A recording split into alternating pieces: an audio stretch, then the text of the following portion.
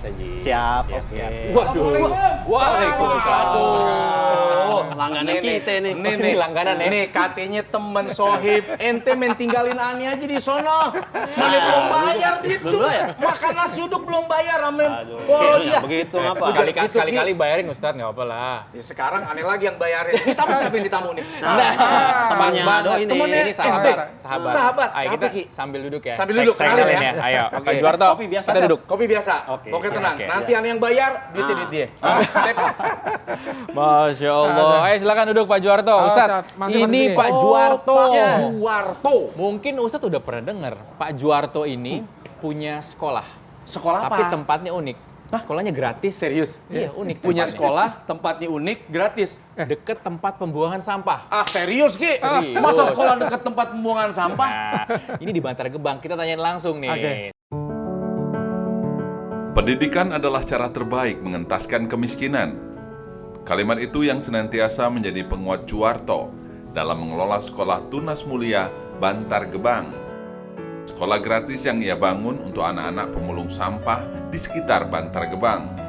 Juwarto meyakini bahwa pendidikan adalah hak setiap anak Indonesia. Miskin, duafa, orang tak punya juga memiliki kesempatan untuk menggapai cita-cita. Bagaimana jatuh bangun Juwarto dalam menjalankan sekolahnya? Kendala terbesar apa yang pernah dia hadapi? Siapa yang bersamanya dalam memfasilitasi kegiatan belajar selama ini? Nah, saksikan kisah inspiratif Juwarto dalam Ngobrol Perihal Iman. Sama Pak Juwarto. Oke, gimana Pak Juwarto? Ceritanya tuh bisa ada sekolah di tempat pembuangan sampah, TPS ya? Betul. TPS. TPS. Bukan pembuangan tempat pemungutan suara. sampah. Itu nanti 2 tahun lagi. Oh, ini TPS yang di Bantar Gebang ya? Oke. Lu mau buru-buru juga lo kayaknya Ustadz nih.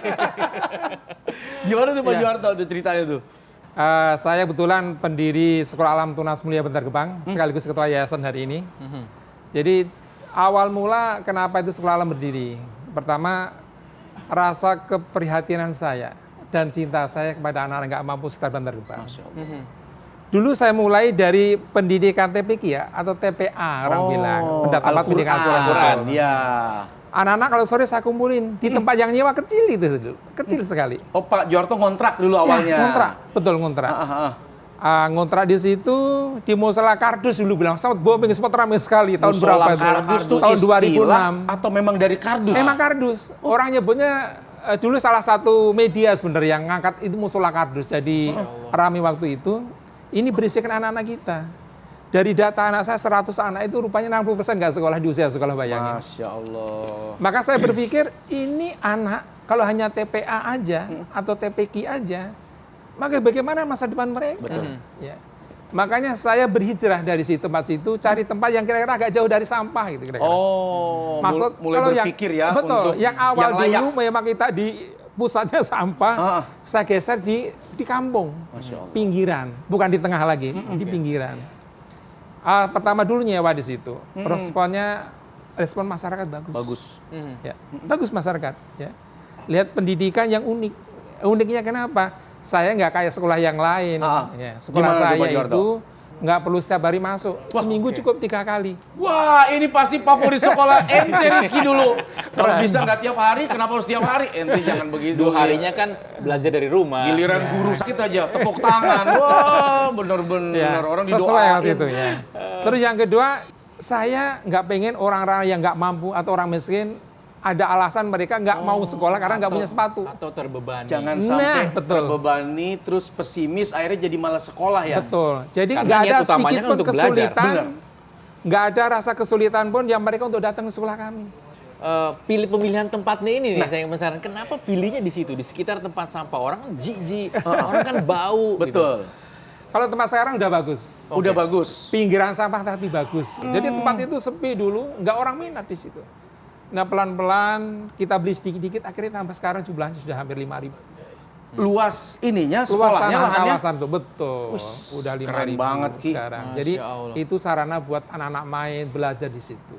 Jumlah anak-anaknya berapa, Ki? Coba. Jumlah. Berapa, Pak Anak-anak Juwarto? sekarang Siswa. ada Siswanya. 305. 305 dengan berbagai macam tingkatan SD, SMP, atau di sana tuh nggak ada kelasnya gitu, Pak Oke. Juwarto? Sistemnya itu Sistemnya. gimana? Jadi di Oh. sini kita namanya PAUD ada. PAUD, PAUD PAUD ini ada. peminat cukup banyak. PAUD kita itu hampir 97 anak. pendidikan Hampir anak 100. usia dini, Gini. 97. Iya. Kalau yang PAUL, pendidikan anak usia lanjut nggak ada? Alah ini. Pauzi mau Jadi ikutan ini, kan? Pauzi. Ah, ini PAUL nih ketuanya. Oh iya. Masya Oke. Waduh, diajak ngopi dulu nih kita di Pak Oh, Juwarto siap. nih. Biar resep, biar resep. Ya.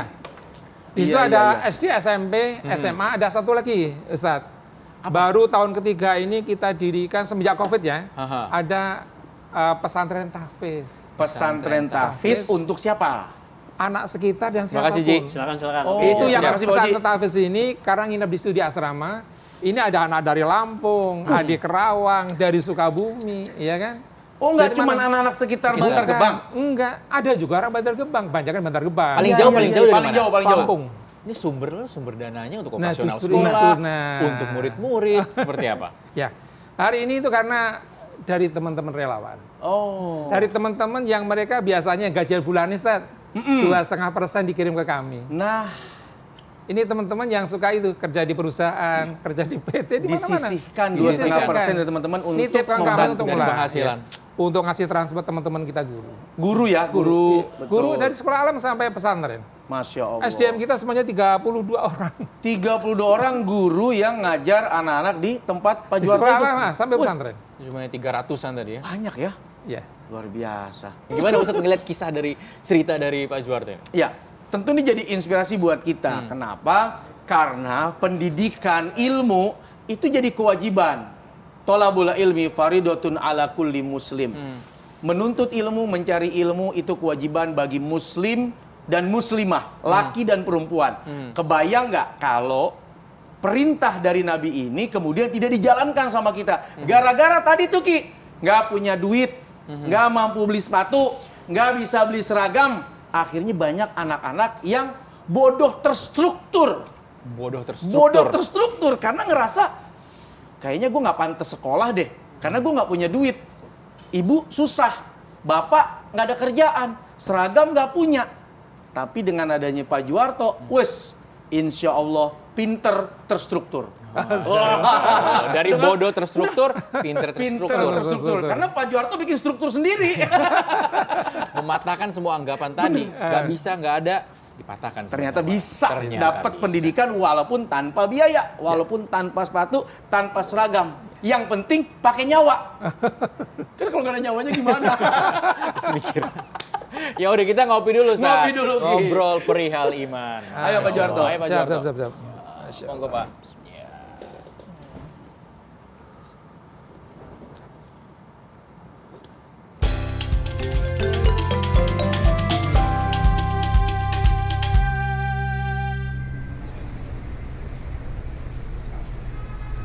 Ya, anak-anak kita ini generasi pertama ya. Ini namanya generasi emas kita pertama itu. Dari 50 anak rupanya. Yang sampai sarjana cuma 3 anak. 3 anak. Itu boleh dibilang sangat membanggakan dong walaupun Oh, 3. iya. Saya nunggunya Ustadz, itu nunggunya 13 tahun saya. 13 tahun baru kemudian dapat hasil 3 anak yang Iya. sarjana itu? Iya. Udah lulus Pak Juwarto? Sekarang udah lulus. Wis. Sebagian sudah mendirikan sekolah sendiri untuk pemulung juga. Masya Sebagian Allah. sekarang bantuin di yayasan kami di sekolah ini. Oh, mengabdi. Ya, mengabdi. Masya Allah. Jadi yang 2 mendirikan sekolahan, Ya. yang 1 bantuin sekarang saya di yayasan. Alhamdulillah. Itu Nggak yang- sia-sia ya. Betul, walaupun perjuangan tadi berat, bermula dari rumah kontrakan, tapi begitu ngelihat anak siswa 3 ini dari sekian ratus jadi sarjana, kayaknya ada sesuatu yang bikin Pak Juwarto lebih semangat lagi. Nah, jadi gini Ustaz, karena lemahnya ya, keinginan orang tua atau masyarakat terkait dengan pendidikan ya, ini sangat lemah sekali. Keinginan orang belajar itu sangat lemah di Bantar Gebang. Itu kan rata-rata orang pendatang mereka. Karena apa tuh Pak? Kalau Pak Juwarto menganalisa lemah tuh karena ekonominya kah? Atau memang kayak udah pasrah, kamu mah anak tukang sampah, pemulung, udahlah jangan mimpi besar-besar. Jadi ini mereka saya katakan miskin hakon, miskin yang lengkap. Oh. Secara ekonomi lemah, secara agama juga lemah, ilmu pengetahuan lemah, sosial juga lemah. Makanya lengkap sekarang ya. Bagaimana bisa merubah mereka? Ya dengan pendidikan, nggak ada lain. Nggak ada lain. Nggak ada Pendidikan. lain. Dikasih duit banyak pun mereka nggak akan, pasti nggak akan membahagiakan. Betul. Nggak akan merubah Habis nasib gitu dia. aja udah. Habis aja. Makanya ini untuk merubah masyarakat seperti itu nggak ada lain kecuali pendidikannya dipaksakan dengan cara kita. Iya, Kenapa iya, saya iya. paksakan? Sekolah itu boleh gratis, tapi kewajiban mereka. Orang tua harus ngaji setiap minggu di sekolah saya. Oh, ada apa namanya, syarat ya? Syarat. Nah, boleh gratis tapi orang tuanya ngaji. Harus ngaji. Anak pinter, orang tua ikut pinter. Nah itu yang saya mau. Saya belajar ini mulai tahun 2010. Jadi 2010 itu saya suka kecolongan anak-anak. Ya perhati perempuannya, tahu-tahu pada hilang. Ini nggak masuk kemana si Fulan. Sekarang udah nikah Pak. Wah sudah nikah Pak. Sampai ini saya pernah berbisik sama guru-guru. Si Fulan nikah ini sudah haid belum itu? Karena Saya kayak ngerasa kesini, masih kecil masih banget ya. kecil sekali. Iya. Ya, jadi antara kenapa? Visi keinginan saya dengan orang tua nggak nyambung. Nggak nyambung nih. Nah, salah satu jalan apa? Mereka harus datang Harus biar datang. visi kita sama. Iya, Gitu loh. visi misi foya. Nah, itu. kira-kira begitu. Begitu visinya sama agak berkurang. Betul. Agak berkurang sekali. Ada 1-2 ya masih wajar. Dulu tuh banyak yang hilang. Di tengah jalan ini nggak ada kabar. Udah nikah, ini udah nikah Pak, udah nikah. Saya sedih. Masih kecil ini udah dikawini, ini udah ada apa kan gitu ya. Semuanya faktor ekonomi. Betul. Faktor ekonomi yang menentukan orang akhirnya bisa salah jalan, tidak tepat menjalani. Ya, betul. Dan mudah-mudahan dengan Pak Djuarto buka pendidikan yang gratis ini, Rizky, orang tua tergeraklah Ya. untuk lebih baik lagi masa depan anak-anaknya. Saya cuma bawa mimpi Mas Riki, bahwa anak itu kalau pendidikan ini bisa merubah segalanya. Ya, saya tunggunya lama, Pak. Begitu anak udah lulus ini sekarang kehidupannya lebih baik, nggak jadi pemulung lagi. Buat saya ini promo yang luar biasa. Nggak perlu saya ngomong saya. Nungguin tapi lama banget 13 tahun. 13 tahun. 13 tahun menunggu hasil, tapi itu hebatnya orang ikhlas, dia yang nanem pada saat berbuah, belum tentu dia menikmati buahnya, Ya. tapi yang dipikirkan cucunya bisa metik, Ya. anaknya bisa ngambil, bahkan tetangganya bisa mendapatkan buah dari yang dia tanam itu. Masya Allah, belum tentu bisa menikmati. Penasaran juga. Ini anak-anak murid dari Pak Djuarto yang saat ini sudah sukses itu bisa dibilang begitu kan? Iya. Bagaimana kondisi mereka? Apa respon mereka? Apa yang mereka berikan saat ini ke Pak Iya. Djuarto? Saya begini, saya ngomong sama anak, saya nggak butuh dari apapun. Yang penting kalian lebih baik dari sebelumnya. Senenginlah orang tua kamu, bahagiakan mereka. Gitu. Karena penderitaan kemiskinan udah terlalu lama buat mereka. Saya tunggu bagaimana mereka bisa bermanfaat buat orang tua. Orang tuanya bangga. Wah, anak Sampai gue situ sarjana. sudah bangga, sampai situ bangga. saya sudah bahagia. Anak saya lebih baik kehidupannya. Itu udah cukup buat Buat saya. Pak Djuarto, anak orang yang tadi boleh dibilang pemikirannya simple, mau sekolah aja udah kebanggaan ya Pak? Oh, luar biasa. Karena waktu itu orang nggak punya gairah buat sekolah. Harus dipaksa-paksa. Harus dipaksa-paksa. Jadi mau sekolah aja, itu udah kebahagiaan tersendiri. Apalagi sampai sukses. Ih, Ya. mereka masih datang nggak sih ke Pak Djuarto? Nah. Loh datang, satu kan ngabdi. Yang satu lagi dia ngabdi bikin sekolah juga sama. Agak jauh dari kita, tapi koordinasi tetap sama kita. Masih suka bantu gitu? Kalau dia punya rezeki, buat anak adik-adiknya yang lain yang masih sekolah, kalau punya kelebihan? Sinergi. Sinergi. Memang dibutuhkan Apa yang dibutuhkan sinergi sono itu ya? saling membantu. Karena tahuin mereka anak saya yang waktu dulu kecil. Sekarang mereka sudah hebat. Saya penasaran juga Ustadz bagaimana ya menjaga agar anak-anak ini konsisten juga agar istiqomah, moodnya tetap mau belajar, nggak perlu lagi dipaksa-paksa kayak dulu. Iya. Ini tantangan kan Pak? Ya. Jadi kita ini saya senantiasa berikan guru itu senantiasa inovasi. Oh. Biar anak nggak monoton. Betul. Iya, inovasi. Ya menarik kita gini Ustaz, karena kita sekolah nggak mampu ya, semuanya serba gratis. Ada sekali donatur ini. Ngajak jalan-jalan ke Ancol, ke taman ini. Donatur tetap. Enggak juga. Ah, Siapa enggak juga? kadang, Pak, saya pengen ngajak anak-anak ini jalan. Ya udah, gawain mobil, anak-anak diantar ke sana. Buat saya seneng. Kenapa? Anak-anak itu pasti akannya.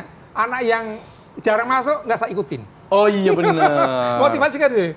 Betul. Anak yang jarang-jarang masuk nggak saya ikutin. Sekarang anak yang rajin-rajin aja. Betul. Penghargaan ya Pak? Betul. Orang tuanya ya yang nggak datang di pengajian, di rutin tadi, kalau ngasih rapat saya kasih fotokopi aja. Selebar. Oh iya. Itu motivasinya. Silakan warnakan sendiri. Nggak saya warnain, biarin. Memang harus saya tahu bahwa mereka tahu, oh kenapa ini kan itu. Oh, Betul. anak ibu dan ibu jarang dia kegiatan kami. Gitu loh. Bagaimana nanti keinginan kami nyampe sama ibu kan gitu di antaranya. Ada anak-anak gitu. Betul, Pak. Suka mereka ada donatur ngajak jalan-jalan kemana gitu. Terus ada teman-teman mahasiswa juga suka ngajak jalan, Pak, iya saya mau ngajak anak-anak nih, saya mobil jalan-jalan ke Ancol itu misal. Tapi hebat loh Pak, selalu tuh ada orang yang ngajak jalan tuh ada aja ya Pak? Ya setahun sekali sih ada. Oh setahun sekali, saya pikir setiap bulan. Luar biasa ini. Kalau setiap bulan ada yang mau ngajakin nggak apa-apa Pak? Masya Allah, ya seneng banget. Kan anak-anak itu kan perlu sentuhan ya. Rizky mau ngajak ini Ya, Pak, kalau ada setiap ke Taman Safari, nanya kalau Pak. setiap bulan Ustadz Solmen mau ikut Iya. jalan-jalan. Numpang nemenin ya. Numpang nemenin. Yaudah kita ngopi dulu deh Ustadz. Ayo. Ngobrol perihal iman.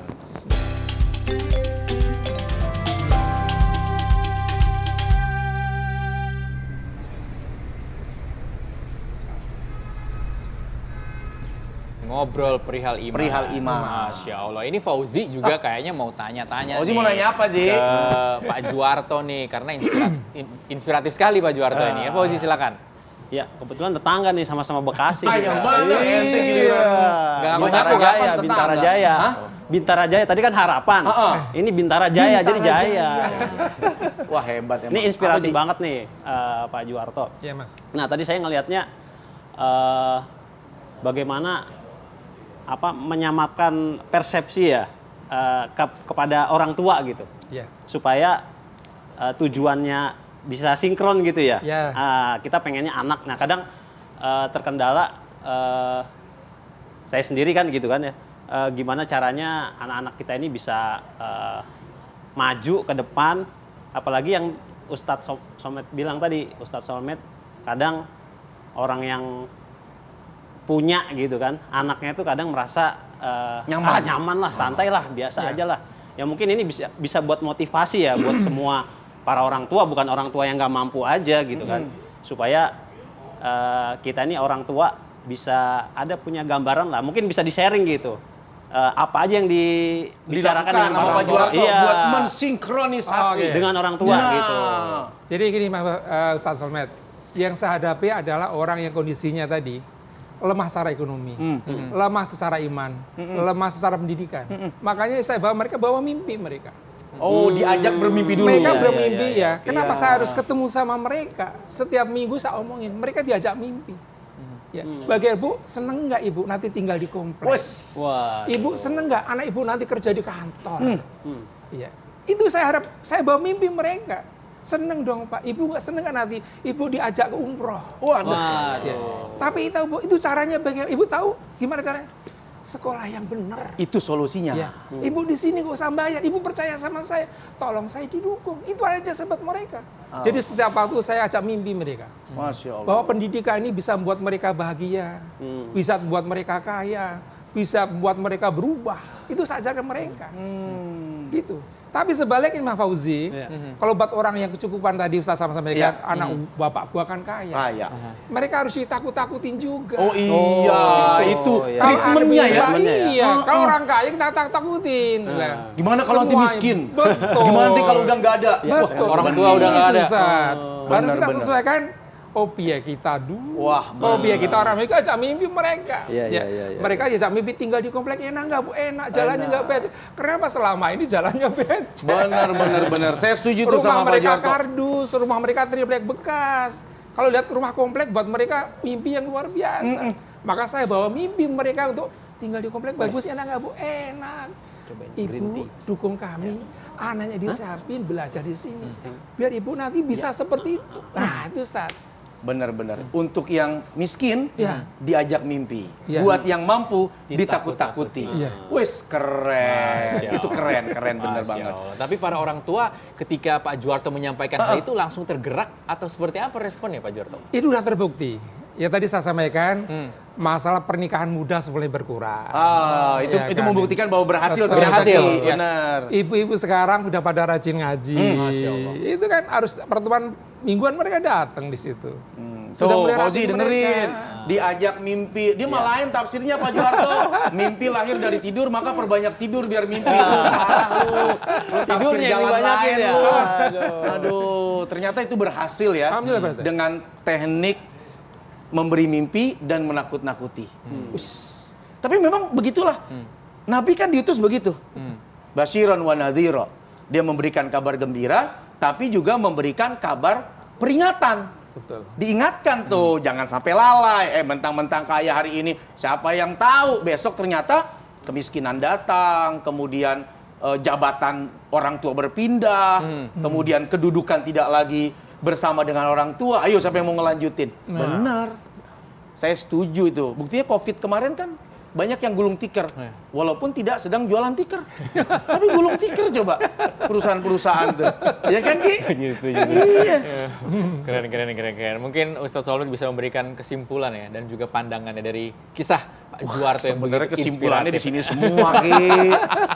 Aduh, alhamdulillah hari ini kita kembali dibuka cakrawala berpikir kita, hati kita bahwa hal yastawil ladzina ya'lamun wal ladzina la ya'lamun.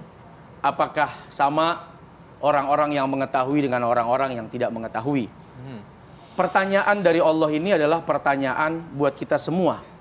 Bahwa sesungguhnya dengan Allah bertanya, jawabannya ya pasti beda.